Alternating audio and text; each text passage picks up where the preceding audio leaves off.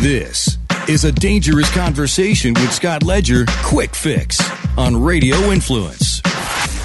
When I saw early on what was happening at Standing Rock, I was,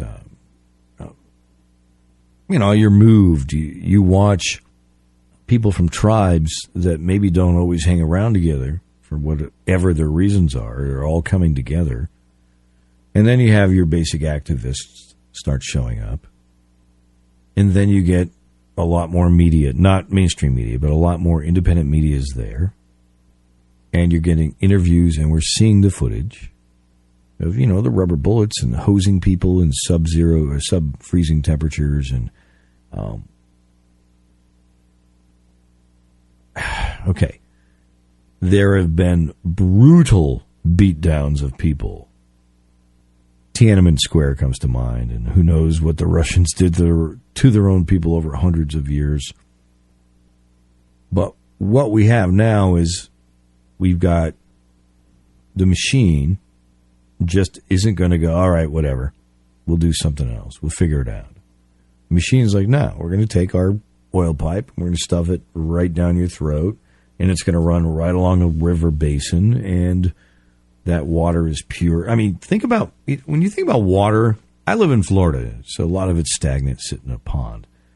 But I'm not there when a 13,000-foot mountain's snow melts, and that cold, beautiful mountain tributaries all join together and make this beautiful stream, and that stream turns into a river, and it obviously ends up downstream and connecting to larger estuaries or obviously just the nature involved, but also, of course, humans who use that clean water.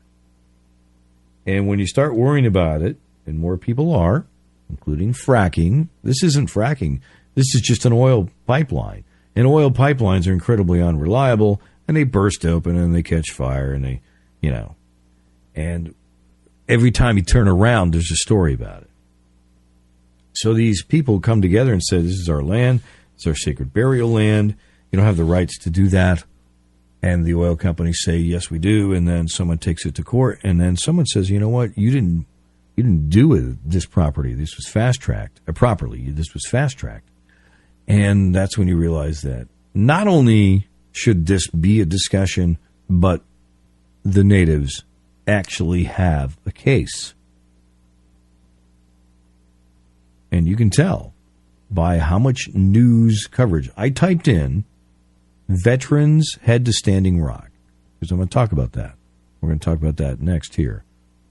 And I went down and I found, let me see, the American Intelligence Report, the Young Turks, Tom Hartman, Alex Jones, Richie Allen. Where's NBC? Where's CBS? Where's CNN? Shouldn't those videos be here on YouTube, and shouldn't they be blowing up hundreds of thousands of views? No. Every single one of everything I look at is new media all the way. I went to 3 pages, and I was like, yeah. The machine does not want people thinking about uniting.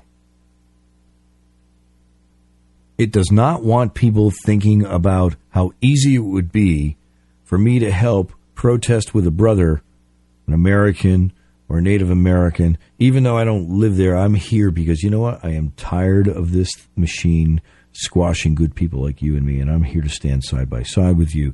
And now we have an interesting blend added to this. Now, remember, back in Texas, was it the Bundys, their rifles, and the right went off on them? Oh, look at them pointing guns at the government. You know what? They are innocent. And what we've got here in North Dakota is a beatdown. I mean, these people are getting abused 8 different ways. Macing and, tear gas and water hoses when it's cold. And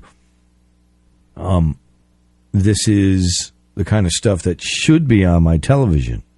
But they don't want more people showing up. Well, guess what? Too bad. And the reason I say that is because you're going to see an interesting combination here. Most of the time, people that protest from the left they're not exactly pro-gun or pro-military. Okay? Well, what happens if a bunch of veterans decide to go there? Dangerous Conversation with Scott Ledger can be found on iTunes, Stitcher, and RadioInfluence.com.